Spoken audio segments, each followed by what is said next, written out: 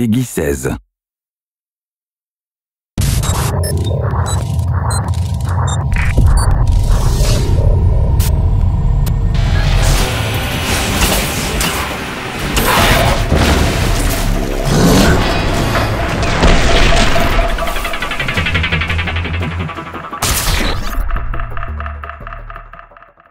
Loot collection is really one of the most key parts in Darkspore.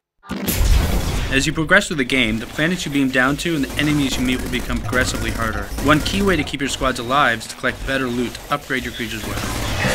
Like most action role-playing games, Darkspore is mainly about finding and collecting the most powerful loot for your creatures.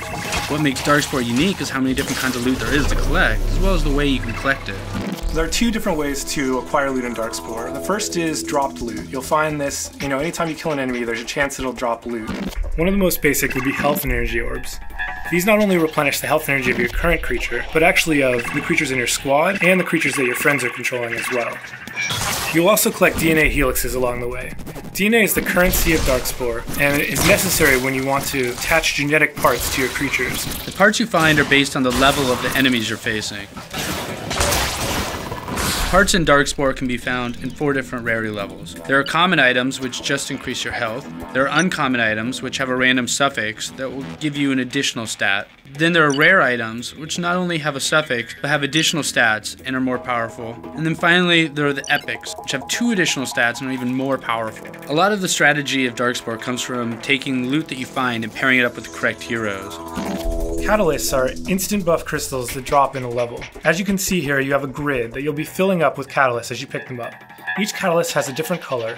When you fit 3 catalysts in the same row or column that are of the same color, it'll actually make all of them more powerful. So savvy players in co-op will be able to trade with their friends, perhaps collecting all of the red catalysts, which will give them lots and lots of bonuses as they fill in all of the rows and columns in their grid. Another way to get loot is from unlocking the obelisks that are randomly placed on planets. You will be able to complete a level without finding any of the obelisks. However, for the completionists out there, seeking out all the hidden obelisks on a level can really pay off. Not only do they drop loot for your group, but collecting them all will increase your chance of acquiring more rare loot at the end of the level. And then there's cash out loot. So when you choose to cash out in the push your luck system, you'll be awarded with kind of more powerful handcrafted loot.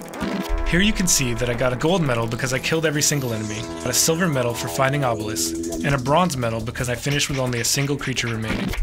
On this screen, I can now decide to either collect my reward, or I can put it all on the line and face this next challenge. But if I continue and fail, I'll lose all of the bonus loot that I'd earned from this chain.